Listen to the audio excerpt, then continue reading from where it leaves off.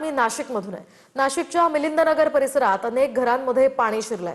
तर नाशिकमध्ये मुसळधार पाऊस सध्या सुरू आहे, त्यामुळे सखल भागात पाणीच पाणी दिसतंय। ही मिलिंदनगर परिसरातली दृश्य आपण पाहतोय। संपूर्णपणे गुडघ्याएवढं पाणी आहे या परिसरात आणि त्यामुळे नागरिकांचं जनजीवन पूर्णतः विस्कळीत झालंय। अनेकांच्या घरांमध्ये हे पाणी शिरलेलं आहे। विशेष म्हणजे हे कचरायुक्त पाणी आहे। संपूर्णपणे कचरा सुद्धा या पाण्यात वाहून येतोय आणि असंच हे पाणी नागरिकांच्या घरांमध्ये शिरतंय। अक्षरशः अर्ध घर या ठिकाणी बुडालेलं आहे आणि साधारणतः छाती एवढं पाणी संपूर्ण परिसरात साचलेलं आहे। त्यामुळे या सगळ्यांच्या संसारोपयोगी वस्तूंचं मोठं नुकसान झालेलं आहे। नाशिकच्या मिलिंदनगर परिसरातली ही दृश्य सुद्धा आपण पाहतोय।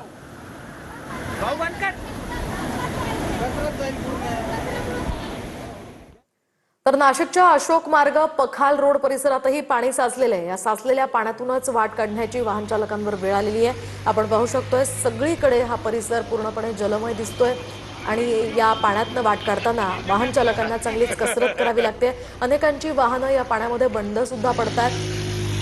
मोठे हाल इथल्या नागरिकांचे सध्या होत आहेत। अशोक मार्ग परिसर सध्या पूर्णपणे पाण्यानं व्यापून टाकलाय।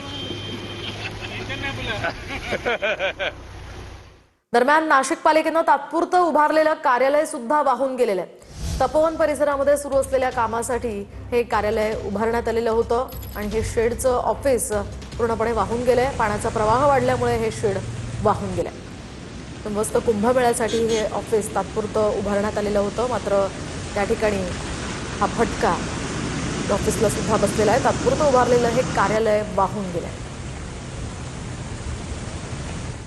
तर तिकडे गोदाघाट परिसरामध्ये पाण्याची पातळी आणखीन वाढली आहे। दुतोंड्या मारुतीच्या गुडघ्यापर्यंत पाणी आलंय। नाशिकमध्ये कालपासूनच पावसाची ही संततधार सुरू आहे। रामकुंड परिसरातील अनेक छोटी मंदिरं त्यामुळे पाण्याखाली गेली आहेत। शिवाय आज आणि उद्या नाशिकमध्ये पावसाचा हाय अलर्ट देण्यात आलाय। आपण पाहतोय सध्या ही छोटी मंदिरं पाण्याखाली आहेत, तर दुसरीकडे दुतोंड्या मारुतीच्या गुडघ्याच्या वर पाणी सध्या आलेलं आहे। संपूर्ण परिसर जलमय झाल्याचं दिसतंय। गोदाघाट परिसरात पाण्याची पातळी सध्या वाढली आहे। दरम्यान नाशिक महापालिकेच्या प्रवेशद्वारासमोरच पाणी साचलंय। मुख्य इमारतीसमोर पाण्याचं अक्षरशः तळ साचल्याचं दिसतंय।